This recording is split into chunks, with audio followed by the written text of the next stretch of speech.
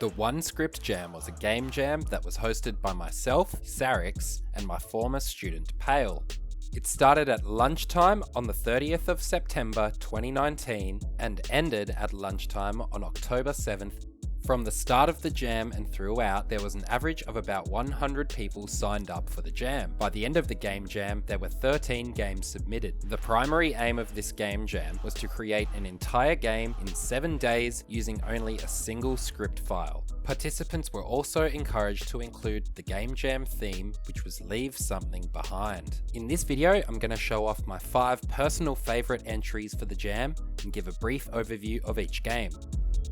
In position number 5 is a game called One Script Sumo by Stin0333. This game came in 9th overall in the jam. So this game was a simple physics-based game. You play as a cube, and the aim of each round is to eliminate the other cubes by either pushing them off or destroying them. To win the game, you must successfully complete 3 rounds, with each round progressively getting harder. In round 1, you start off with 4 capabilities as the player, which is horizontal movement, vertical movement, the ability to jump, and the ability to shoot the enemies with the left mouse button. At the end of each round, you must sacrifice one of these abilities. Playing this game led to some very entertaining moments. In position number 4 is CL_Tower, which I'm assuming stands for Climb Tower, by Dinid. This game came in 5th place overall in the jam. This game is a 3D platformer where the aim is to climb to the very top of the tower. As you progress throughout the tower, you come across various items that will help you climb in various ways. The catch being that you can only carry one item at a time.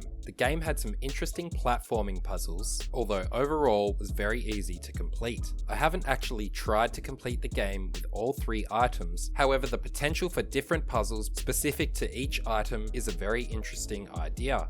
In position number 3 is a game called On the Shoulders of Giants by Object Disoriented. This game came in 8th overall for the jam. The aim of this game is to activate each of the checkpoints throughout the level. It has some very simple mechanics and a simple art style, but the primary mechanic for this game is that when you die, you leave behind a corpse. You can then use that corpse to bridge the gaps between platforms. The game is actually quite challenging, largely due to the friction of the player movement, but it's heaps of fun and I very quickly found myself quite addicted.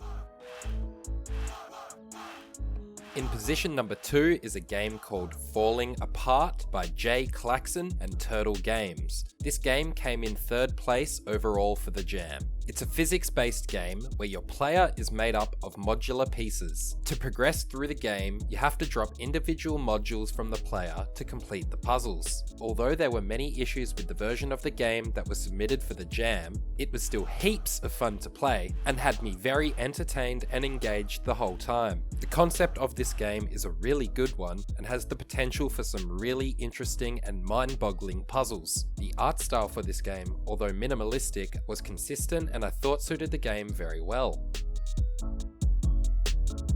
And finally, in the first position is a game called Jump and Drop, which was made by KTLG. This game came 1st overall in the game jam. The aim of this game is to make it from the spawn point to the other checkpoint and then do the level in reverse. When you reach the checkpoint, your color will invert from blue to red. The obstacles that you collide with is dependent on the color that you are. So if your color is red, you can move through blue tiles, and if you're blue, you can move through red tiles. There are also jump tokens that you can collect in order to perform a jump. When you perform a jump though, a jump token is left behind. I found this game the most engaging out of all of the entries for the jam. Many of the puzzles were quite challenging and required a few attempts to complete. Trial and error is a good strategy to employ approaching the majority of the levels, but some of the harder levels require you to pause before starting and strategize your path and where you would leave the jump tokens before acting. The minimalistic art style was consistent and very appealing,